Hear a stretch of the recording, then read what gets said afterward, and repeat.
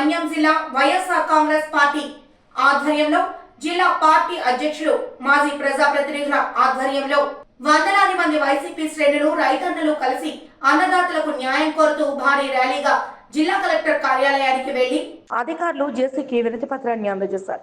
అనంతరం కలెక్టర్ కార్యాలయం వద్దకు ర్యాలీగా చేరుకున్న ప్రజాప్రతినిధులు, మాజీ ప్రజాప్రతినిధులు, నాయకులు అంతా కలిసి జిల్లా జాయింట్ కలెక్టర్ శోభికాకు రైతు సమస్యలను వివరిస్తూ వినతి పత్రం అందజేశారు. అనంతరం కలెక్టర్ కార్యాలయం వెలుపల ఈ కార్యక్రమంపై వైసీపీ నేతలు మీడియా సమావేశాన్ని నిర్వహించారు. ఈ మీడియా సమావేశంలో జిల్లా పార్టీ ముఖ్య నేతలు, ఎంపీ, ఎమ్మెల్సీ, మాజీ ఎమ్మెల్యేలు మాట్లాడుతూ కూటమి ప్రభుత్వం రైతన్నలకు ఇస్తామన్న పెట్టుబడి సాయం 20,000 రూపాయలు తక్షణం అందజేయాలని డిమాండ్ చేశారు.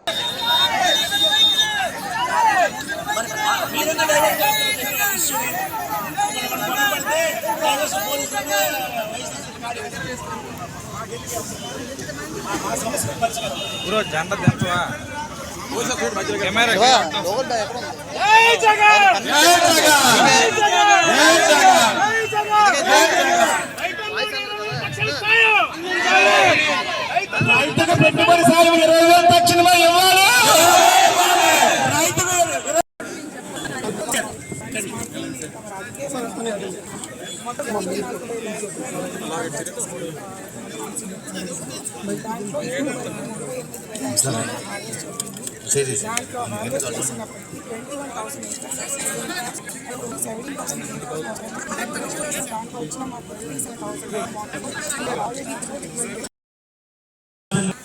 రైతు పక్షాన రైతు కోసమే అహర్నిశలు కష్టపడుతున్న మన మాజీ ముఖ్యమంత్రి జగన్మోహన్ రెడ్డి గారు పిలుపు మేరకు ఈరోజు అన్నదాతకు అండగాడే కార్యక్రమాన్ని ఈరోజు పార్వతీపురం మన్యం జిల్లాలో మనం చేయడం జరిగింది. అంటే రైతన్న అన్నం పెట్టిన రైతన్న రోడ్డు మీదకి వచ్చి నాకు ఇస్తామని 20,000 రూపాయలు నాకు ఇవ్వు అని చెప్పి అడుక్కునే స్థితి తీసుకొచ్చి చంద్రబాబు నాయుడు. నిజంగా సిగ్గుచేటు. ప్రభుత్వం అంటే ప్రజలకు జవాబుదారితనంగా ఉండాలి. ప్రభుత్వం అంటే ప్రజల పక్షాన ఉండాలి.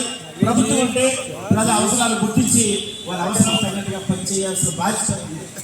అయితే ఇచ్చిన మాటలు పెట్టుకోమని రైతులు రోడ్డెక్కి, అయ్యా మాకు 20,000 రూపాయలు ఇస్తామని చెప్పావు, లేదా అది నమ్మి మేము ఓటేసాం, మాకు 20,000 ఇప్పుడు ఇస్తామని చెప్పి రైతులు రోడ్డెక్కే పరిస్థితి. ఒక్కసారి ఆలోచన చేయమని చెప్తున్నాం. అలాగే రంగుమాన ధాన్యాన్ని కొనుగోలు చేయమంటున్నాం. అలాగే తడిసిన ధాన్యాన్ని కొనుగోలు చేయమంటున్నాం. మద్దతు ధర ఇవ్వమంటున్నాం. దళాల వ్యవస్థ లేకుండా ఉండవని చెప్తున్నాం. ఇవన్నీ కూడా ఎందుకు రైతు వచ్చి రోడ్డు మీద కడగాల్సిన బాధ్యత వచ్చింది అంటే ఈ ప్రభుత్వం ఎంత హేళనగా ఉందో, ఎంత సిగ్గుచేటుగా పరిపాలన చేస్తుందో అని చెప్పడానికి ఇది ఒక పెద్ద నిదర్శనం.